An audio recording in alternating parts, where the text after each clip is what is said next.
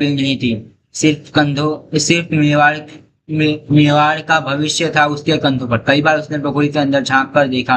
राजकुमार चुपचाप पड़े थे। शायद पन्ना दाई की बात उन्हें याद थी, या शायद मासूम बच्चा इतना थक चुका था कि डर के बीच भी सो गया था। सुबह होने के पहले सेवक एक सुरक्षित जगह पर पहुंच गया, और कुछ ऐतिहासिक वर्णों के अनुसार इसके बाद पन्ना दाई भी उससे जा मिली। लेकिन असली संघर्ष अब शुरू हुआ था।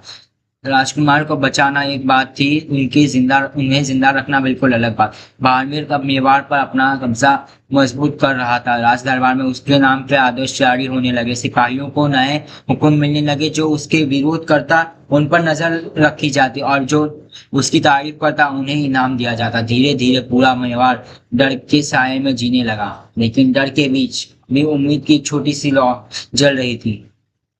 कुछ वफादार राजपूत सरदार अभी भी सच जानते थे। उन्हें पता था कि मेवाड़ का असली उत्तराधिकारी जिंदा है, और जब तक वो जिंदा है तब तक मेवाड़ की आत्मा जिंदा है। और ऐतिहासिक वर्णों के अनुसार पन्ना दाई और उनके साथियों ने राजकुमार उदय सिंह को एक ऐसी जगह से दूसरी जगह ले जाकर सुरक्षित रखा। कभी किसी गांव, कभी किसी दुर्ग में, कभी किसी वफादार सरदार के घर। यह सफर आसान नहीं था। कई लोग भानवीर के से डर गए, मदद करने से घबरा जाते। उन्हें लगता अगर भानवीर को पता चल गया तो उनका पूरा परिवार खतरे में पड़ जाएगा। लेकिन हर युग में कुछ लोग ऐसे भी होते हैं जो सच के लिए खड़े होते हैं, और मेवाड़ की धरती पर ऐसे लोगों की कमी नहीं है। वक्त बीतता गया। राजकुमार उदय सिंह धीरे धीरे बड़े होने लगे, और वो पहले से जैसे मासूम बच्चे नहीं रहे थे।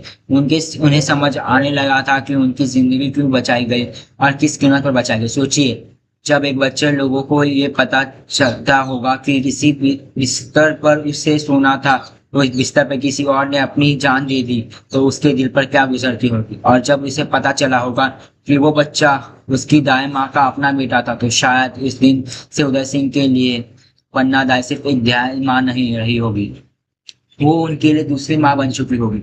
और धीरे धीरे मेवाड़ के वफादार सरदारों ने दाई माँ को बहुत सम्मान की नजरों से देखने लगे। अपनी तलवार सारे सरदारों ने अब इसी हिम्मत के साथ अपनी तलवारें उठा ली। अब उनका मकसद सब स्पष्ट था। मेवाड़ को उसके वैध उत्तराधिकारी को वापस देना। वानवीर के विरुद्ध आवाज उठने लगी।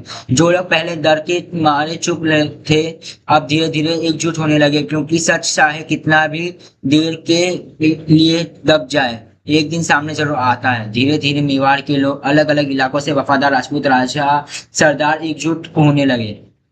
ये सिर्फ एक राजगद्दी की लड़ाई नहीं थी, एक न्याय और अन्याय के